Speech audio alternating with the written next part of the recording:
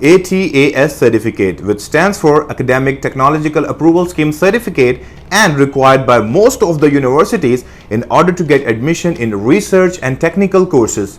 And in this video, I will tell you about how to apply an ATAS certificate. My name is Junaid Suhail and I am the General Manager and Student Counselor at Edify Group of Companies, and we welcome you all to Edify Group of Companies.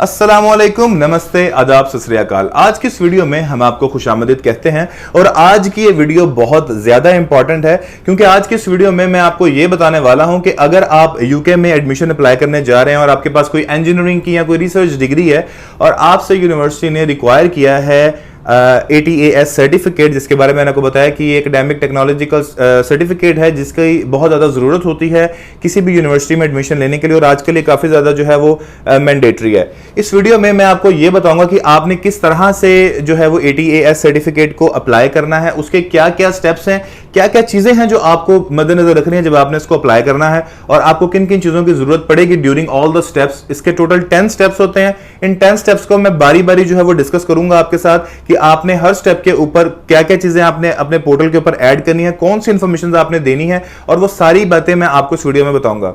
जी, तो video का आगाज करते हैं। सबसे पहले तो आपने ATAS certificate को ओपन कहां से करना है। सबसे पहले आपने गूगल के ऊपर जाना है और वहां पे आपने लिखना है ATAS सर्टिफिकेट अप्लाई ऑनलाइन। जब आप इस कीवर्ड को लिखेंगे तो आपके सामने सर्च रिजल्ट्स आ जाएंगे। उसके अंदर आपने सेलेक्ट करना है UKVI का जो लिंक होगा। ये सर्टिफिकेट UKVI लिंक के थ्रू ही अप्लाई होता है और इसकी कोई वेबसाइट नहीं है, ये किसी यूनिवर्सिटी की वेबसाइट पे अप्लाई नहीं होता। आपने जो है सबसे पहले अपना वो गूगल का अकाउंट ओपन करेंगे। अकाउंट ओपन करने के बाद आप वहाँ पर लिखेंगे ATAS अप्लाई ऑनलाइन, तो वहाँ पे आपको काफ़ी सारे लिंक्स आ जाएंगे। वहाँ पे सबसे पहले ही अमूमन जो है वो लिंक आपको मिल जाएगा जहाँ पर आपने क्लिक करना है। UKVI की वेबसाइट होगी, वहाँ पे आपको इसका ATAS का आ जाएगा ऑप्शन कि अप्लाई ऑनलाइन। जब आप अप्लाई ऑनलाइन पे क्लिक करेंगे तो वो आपको बोलेगा कि अकाउंट रजिस्टर करने का। अच्छा, अब अकाउंट रजिस्टर करते हुए आपने ये चीज देखनी है कि अकाउंट आपने अपना एक्टिव अकाउंट देना है, कोई ऐसा अकाउंट नहीं देना जिसको आप यूज नहीं कर रहे, और कोशिश करें कि जो अकाउंट आप यूनिवर्सिटीज के ऑफर्स के लिए यूज करें उसी अकाउंट को यूज करें। जनरल आपका जो अकाउंट मार्केटिंग ईमेल्स वाला है उस अकाउंट को यूज ना करें ताकि आपसे कोई ईमेल स्किप ना हो। सो द स्टेप इज कि आपने अपना अकाउंट रजिस्टर करना है, वहां पे साइन अप करना है आपने, और आपको एक आएगा कंफर्मेशन लिंक। जब आप उस पोर्टल के ऊपर जाकर अपनी डिटेल्स डालेंगे तो वहां पर आपको वो एक कंफर्मेशन लिंक आपके ईमेल पर सेंड करेगा। जब तक आप उस ईमेल लिंक के थ्रू उसको कंफर्म नहीं करेंगे आपका अकाउंट एक्टिव नहीं होगा। So the first step is registering an account at UKVI, जो भी आपका अकाउंट जीमेल है। फॉर एग्जांपल आप abc@gmail.com, abc@yahoo.com और उसका पासवर्ड आप सेट करेंगे। वो आपको क्रेडेंशियल्स जो है वो सेव कर लेगा अपने पास और आपको एक लिंक भेजेगा जहां से वो दोबारा लॉगिन होगी आपकी एप्लीकेशन। तो अकाउंट रजिस्टर करने के बाद और अपनी जो है वो आपने अकाउंट रजिस्टर कर लिया और आपको कंफर्मेशन ईमेल आ गई, उसके बाद आपके पास जो सर्टिफिकेट अप्लाई करने के लिए 10 स्टेप्स के अंदर ये सर्टिफिकेट अप्लाई होता है। इसके 10 सेक्शंस होंगे, जिन 10 सेक्शंस के अंदर आपने इन्फॉर्मेशन देनी है। मैं बारी बारी सारे सेक्शंस के बारे में आपको बताता हूँ। सबसे पहला आपका जो सेक्शन है वो है propose course of study and area of research. अब इस अंदर हमने ये लिखना है कि आप किस कोर्स के अंदर जा रहे हैं। For example you have received an offer from पोर्ट्समouth यूनिवर्सिटी, और उसके अंदर जाने के बाद आपको वो आपसे पूछ रहा है आपकी, अब आपने बताना है कि आप किस कोर्स में जा रहे हैं। तो फॉर एग्जांपल आपके पास ऑफर लेटर है मैकेनिकल इंजीनियरिंग का या किसी भी इंजीनियरिंग का या रिसर्च बेस्ड कोर्स का, तो आपने उस कोर्स का नाम, कंप्लीट नेम जो कि आपके ऑफर पे मेंशन्ड है, वो नाम आपने लिखना है कि वो कोर्स कौन सा है, कौन सी यूनिवर्सिटी के पास है। And the main point here is कि वहां पर एक CAH3 कोड होगा। CAH3 कोड इज मैंडेटरी और वो आपको हर सूरत में देना पड़ेगा, और वो कोड आपके ऑफर पे कोर्स के बिल्कुल साथ लिखा होता है कि जो कोर्स भी आप अप्लाई ATAS के लिए करने जा रहे हैं उसका CAH3 कोड होगा, वो आपके ऑफर के ऊपर मेंशन्ड होगा।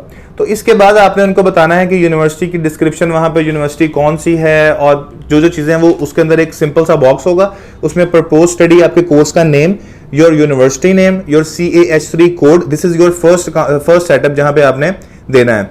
और उसके बाद आपका है जो सेकंड स्टेप, उसके अंदर आपने लिखना है अपनी पर्सनल डिटेल्स।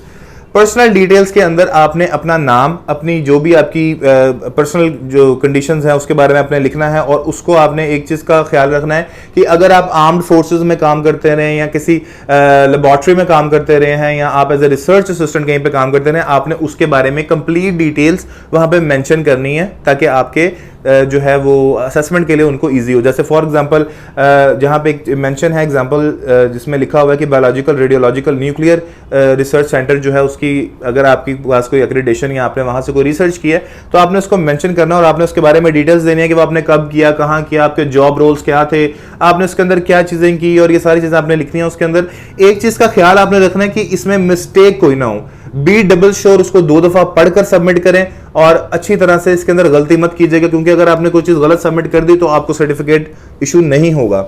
ये था आपका सेकंड स्टेप जिसके अंदर मैंने आपको ये बताया कि आपने अपना पर्सनल डिटेल्स के बारे में लिखना है।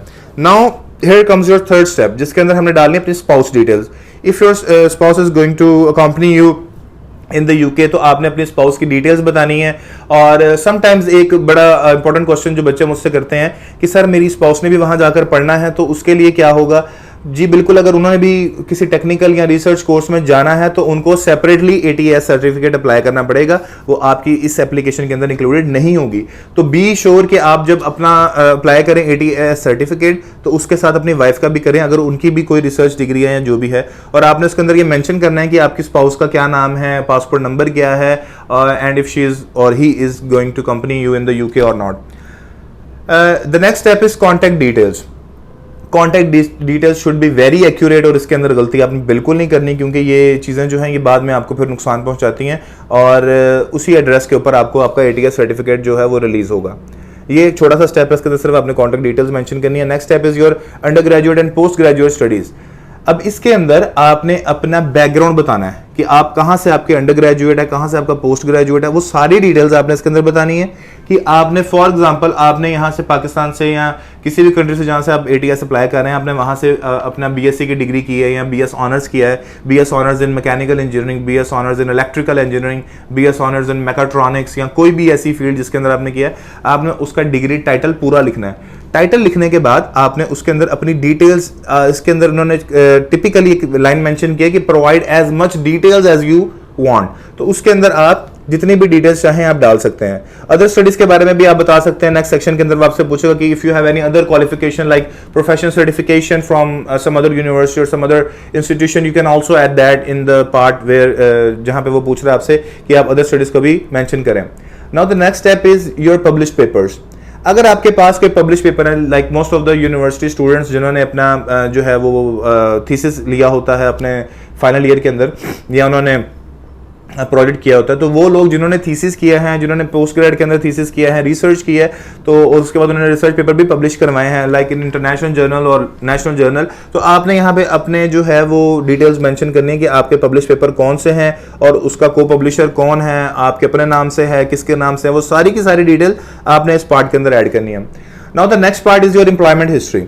एम्प्लॉयमेंट हिस्ट्री के अंदर आपने बताना है अपने डिटेल्स अपने जॉब्स के बारे में कि आप एज ए रिसर्च असिस्टेंट काम करते रहे हैं, आप एज ए जो है वो डाटा कलेक्टर रहे हैं या आपने एनालिसिस किए हैं, वो सारी चीज़ें आपने एम्प्लॉयमेंट हिस्ट्री के अंदर ऐड करनी है। ये बड़ा आसान सा स्टेप है, कोई मुश्किल नहीं है इसके अंदर, सिर्फ स्टेप ज़्यादा है लेकिन डिटेल्स बहुत कम है इसके अंदर।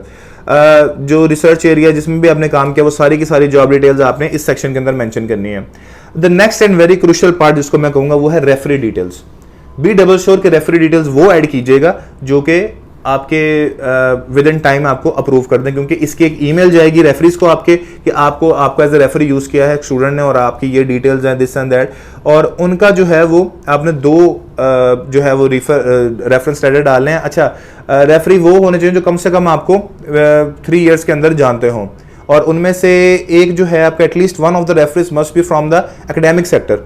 Like you can use 2 referee details but one of should be from your university जो आपको पर्सनली जानता है, and one can be from other research institute जिसके पास आपने काम किया है, जिसके पास जॉब किया है। तो you can either use one academic and one professional reference letter or you can use both academic reference letter, but one academic reference letter is mandatory।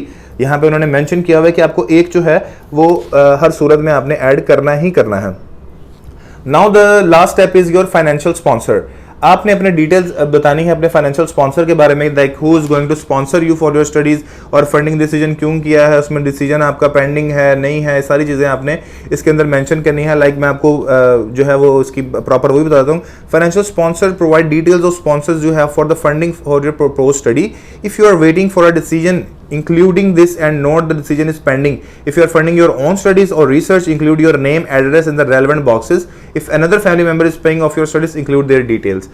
Like अगर आप मेन एप्लीकेंट नहीं हैं और आप if you are the main applicant और आपकी studies को sponsor कर रहे हैं आपके फादर मदर या आपका ब्लड रिलेशन, ठीक है, तो आपने उसके अंदर उनकी पूरी डिटेल्स लिखनी है। और ये जो है 10 स्टेप्स बहुत ज़्यादा मैंडेटरी हैं। इसके अंदर आपने कोई भी सेक्शन जो है वो इनकम्प्लीट छोड़ा तो आपकी एप्लीकेशन सबमिट नहीं होगी। तो इस वीडियो में मैंने आपको ये बताया कि आपके पास टोटल 10 स्टेप्स हैं। इसके अंदर ऐड करने के लिए मैं एक दफ़ा एक बर्ड आई व्यू आपको दे देता हूँ, जिसके अंदर 10 स्टेप्स के अंदर हमने सबसे पहले तो अपनी प्रपोज स्टडी लिख रहे हैं हम कि हम कहाँ जा रहे हैं, कौन सी यूनिवर्सिटी है हमारी, क्या कोर्स है हमारा, किसके लिए जा रहे हैं हम। उसके बाद आपने अपनी पर्सनल डिटेल्स दी।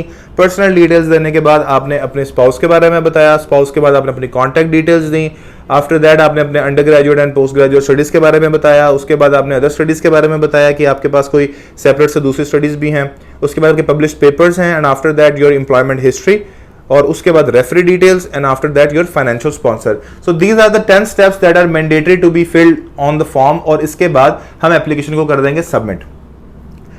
एप्लीकेशन सबमिट करने के लिए आपको कोई फी की रिक्वायरमेंट नहीं है। This certificate is free of cost. इसकी कोई पैसे नहीं वो चार्ज करते आपसे, कोई 1 रुपया भी नहीं आपसे लेगा। आपने सिर्फ इस फॉर्म को जो है वो थॉरली पढ़ कर इसको फिल करना है और आपके पास आपकी डिटेल्स जो है वो पहले से मौजूद होनी चाहिए जो आपने इसके अंदर फिल करनी है। अब जो आपकी डिटेल्स हैं वो सारी फिल हो चुकी हैं और आपने एप्लीकेशन को सबमिट कर दिया, तो your application will be in the review, ठीक है। वो आपकी एप्लीकेशन को असेस करेंगे और उसके बाद वो डिसीजन देंगे। आपको एक ईमेल आएगा कि आपको आपका सर्टिफिकेट जो है वो रिलीज कर दिया गया है। अच्छा, अब इसके अंदर एक पॉइंट जो मेजर आता है कि अक्सर लोग जो है ना वो गलत एटीएस अप्लाई कर देते हैं। हम इसको एटीएस भी बोलते हैं, एटीएस इसका नाम है। तो स्टूडेंट जो खुद अप्लाई करते हैं, इसलिए मैं आज ये वीडियो बना रहा हूँ ताकि आपको सारे स्टेप्स के बारे में मैं बता सकूँ। अब इसके अंदर ये है कि अगर आपसे गलती से कुछ चीज़ आप नहीं लिख सके या आपने सब कुछ ठीक लिखा था और आपको अनजस्ट डिसीजन मिल गया, जिसको बोलते हैं अनजस्ट डिसीजन, अनफेयर डिसीजन, कि आपको लगता है कि आपको एटीएस सर्टिफिकेट मिलना चाहिए था लेकिन अनफॉर्चुनेटली और अनप्रेसिडेंटली वो आपसे जो है वो आपको सर्टिफिकेट नहीं मिला। तो अब आपके पास हल क्या है इसका? आपको ये राइट है कि आप अपील में जा सकते हैं, ठीक है। जब आपको सर्टिफिकेट आता है, अगर नहीं आता तो आप उसकी अपील कर सकते हैं कि जी मैंने ये चीज़ें आपको प्रोवाइड की थी और उसका लिंक जो है वो आपको वहीं पर मिल जाएगा। तो आपको कुछ सेपरेट से अप्लाई नहीं करना पड़ेगा और वो इंडिविजुअल बेसिस के ऊपर आपको जो है वो अटैच सर्टिफिकेट दोबारा इशू कर देंगे अगर आपका जेन्युइन केस हुआ तो व्यूअर्स, ये थी हमारी आज की वीडियो जिसमें मैंने आपको ये बताया कि एटीएस सर्टिफिकेट जो कि आजकल बहुत ज़्यादा इंपॉर्टेंट है और तकरीबन हर यूनिवर्सिटी आपसे मांगती है। और एक चीज़ इसमें और मैं आपको बता दूं कि एटीएस सर्टिफिकेट का कुछ स्टैंडर्ड टाइम नहीं है रिलीज होने का। ये आपको विद इन अ मंथ भी मिल सकता है, विद इन 3 मंथ्स भी मिल सकता है।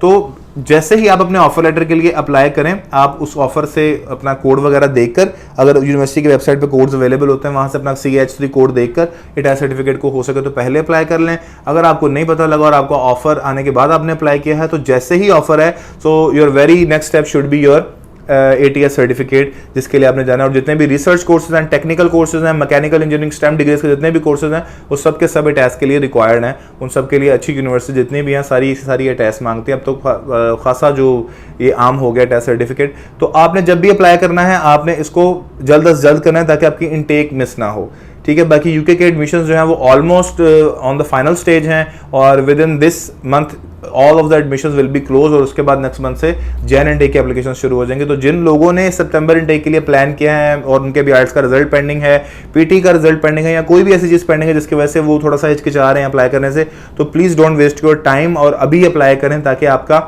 एडमिशन की सीट आप सिक्योर कर सकें।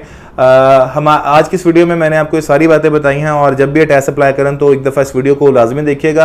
और आप लोगों का बहुत सारा प्यार हमें मिलता है यूट्यूब के ऊपर भी और हर जगह भी।